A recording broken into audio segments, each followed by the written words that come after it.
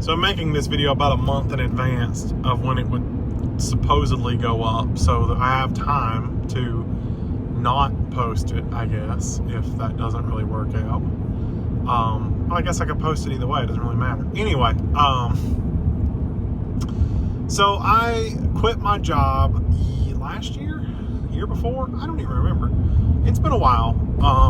I've really enjoyed not working. I've enjoyed being able to run my business and focus my time on whatever I need to focus my time on. And honestly, I feel like I still don't have enough time in the day because I just have so much going on. I have 3 regular businesses that make me money. A lot of other side things, but 3 main businesses that make me money that I'm focusing a lot of my time on to make sure that I make money. The issue that I ran into is that I have some debts, and that's to be expected. I knew I was going to face this eventually. I knew that we were going to come up to this. At one point in time, I made really good money, and training yourself not to live way above your means is hard. It's not something you can just turn off overnight. And when the money stopped, I continued on credit cards. And I could see the debt starting to pile up. I could see the payments starting to get higher and higher. And I was like, I need to do something about this. And I finally am to the point where I'm not like, I need to go buy everything, I'm finally to the point where I don't run to Amazon and just order whatever I want because I want it. It's took at least a year to get there. Maybe 2 years. I don't even know. What year did that even shut down? Anyway, it's not an easy road. It's not an easy process, but I'm finally there. I'm finally to the point where I'm not spending money like crazy. And I do still have big ambitions and dreams and ideas that would cost lots of money. And, I still think occasionally, I could do that. But then I realize that I really can't do that. So, it's a process. And making all that money was great. It was fun. I could do pretty much anything I wanted to do, but I got so comfortable living way above my means that I need to come down off of that. And I think I've come off of it quite a bit. I could probably do a little better, but I think I'm pretty much 90% right now, so that's pretty good. So anyway, working for myself, working from home, working on my main businesses, I'm nowhere near the money I used to make, but I am making enough to pay my regular monthly bills. I am making enough to to buy food with, and then I am making enough to pay probably about a quarter of my minimum payments on my credit cards. So that means that 3/4 of my minimum payments are now 4 or 5 months past due. And there's not anything I can do about that. I can't stop eating to make the credit card payments. I can't do anything about that. And I surely don't want to go back to work to only make money to make credit card payments. If I'm working, I want to be able to put that money to good use. My plan that just did not pan out, when I realized when the money stopped, I needed to stop spending. I needed to slow way down. And my plan was that I would use my credit cards as needed, try to get below living above my means, and just rely on those credit cards in the meantime. And then when my land sales, I would pay off the credit cards. I would have enough money left over from that sale to go buy the RV that I wanted to buy and be comfortable. And over the years of convincing myself to live below my means, I shot that plan all to pieces. Right now, if my land sales, it would not pay off my credit cards. Just assuming that it's not going to sell for what I have it listed for. If it sold for what I have it listed for, it would. But considering the offers I've gotten so far, it's not going to. So at some point, we have to, take the offer of whatever thing I think is reasonable, pay as much as I can on the credit cards, probably have somewhere between $20,000 and $40,000 debt left over after that. And then the minimum payments on those would be tolerable, something that I could manage, with my current income to where I don't have to worry about it. So that's the hope. That is the hope and goal if the land ever sells, but we don't know if it's going to sell. No, I'm not steering off the line here, and there's a hole there and I'm missing it. Anyway, I tell you that to tell you this, and this was the main point of the video. I used to work over at the private airport, where the FBO, where all the private airlines came in. And it was my favorite job. I mean, honestly, it's the best job I ever had. I did it off and on for 6 years, and it was only off because of COVID, but it was off and on for 6 years. And I would still be there if I had the opportunity. But I don't. They ended up changing their contract, and they got rid of us and hired Go Rentals to come run that location. And I had looked into it at the time, could I get him a Go Rentals and just go right back to what I was doing? But Enterprise was adamant that we would have that contract back within a year and it would be no problem. Well, a year has come and gone and we do not have that contract back, and I don't work for Enterprise anymore. So,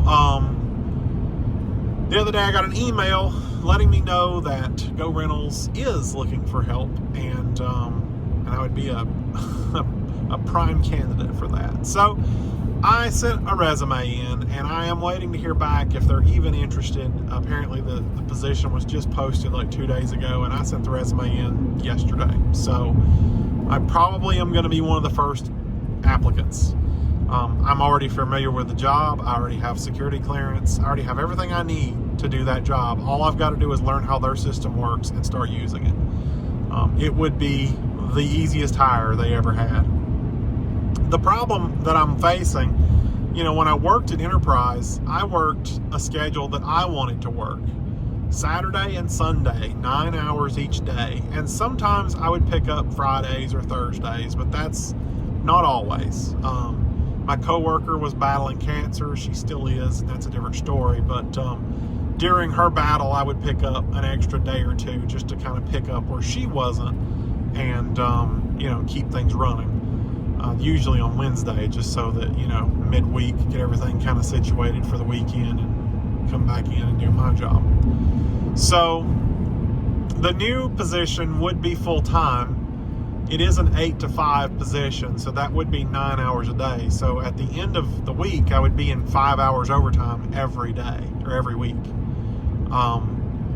Rate of pay, they're saying $20 an hour, which is more than I was making at Enterprise.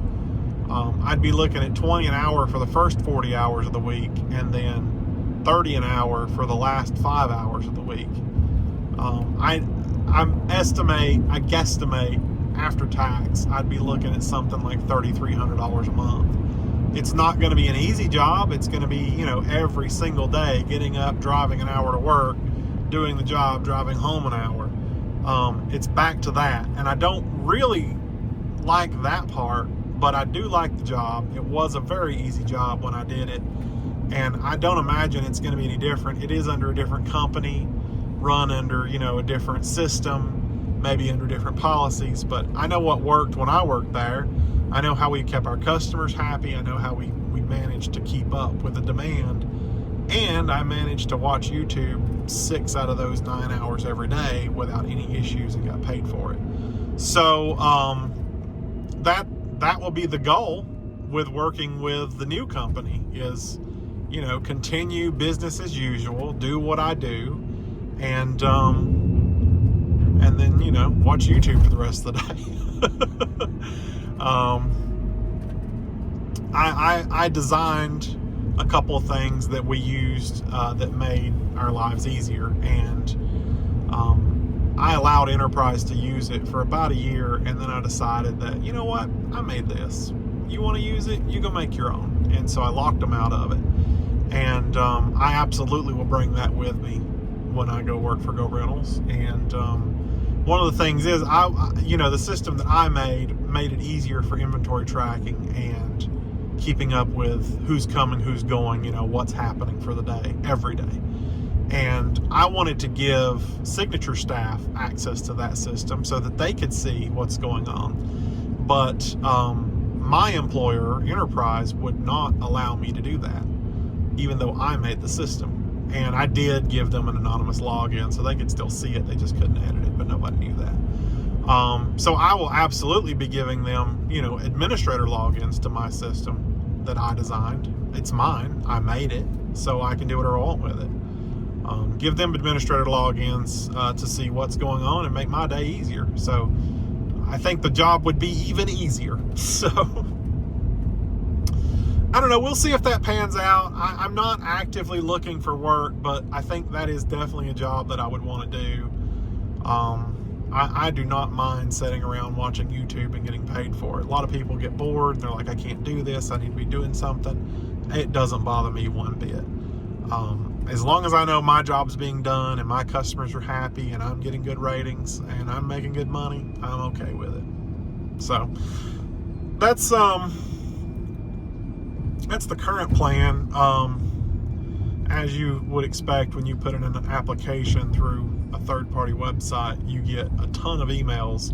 Oh, this place is hiring, this place is hiring, this place is hiring. So I got a couple of emails that kind of caught my attention. The first one was at US Cellular, and I've always kind of had a sweet spot for US Cellular because it was my first ever cell phone. I don't have them currently, but it was my first ever cell phone company, and my headlights are looking great right now. And I don't know, I've always kind of liked them, and they are hiring, and I sent a resume. I don't even know why, because it's full-time also, and I would definitely be looking for something part-time, just, to do on the side, because I want to continue running my own businesses. But they called and offered an interview, and I have not called them back. And I'm debating whether that's a good idea or not. Like, I put the application in, they were clearly interested. I should probably call them back and at least do the interview. And maybe I could talk to them and be like, hey, I'll do part-time if you can work that out. But I don't know. We'll see. Not crazy excited about going back to work, but I would definitely enjoy the money.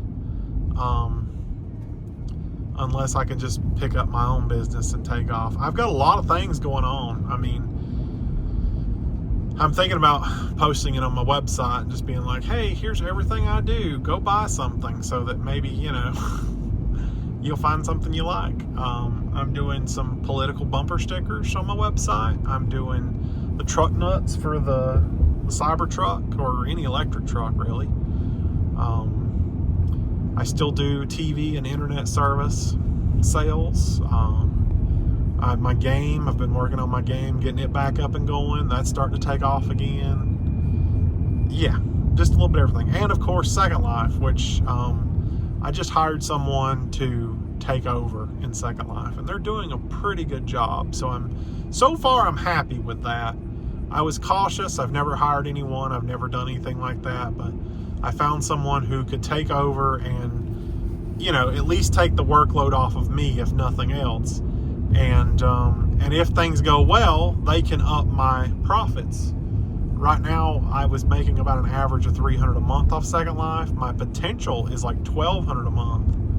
And I would love to be at that number, but I've never been at that number for the years that I've been doing Second Life, because I just don't have the time to devote all that time to Second Life. So this guy has already devoted a ton of time to it, just in the week that he's been there, and I'm already up to 500 profit of my potential 1,200. And so we did like a 1 week trial thing. It went well. I was like, okay, I'm just gonna go ahead and we'll continue this and see where it goes. So anyway, that's the whole gist of everything that's going on right now. This won't come out for like a month until after today. So I'm sure there'll be an update to let you know how any of this went, or maybe none of it went anywhere and I just stayed at home doing nothing and working on my own businesses. I'm cool with that too.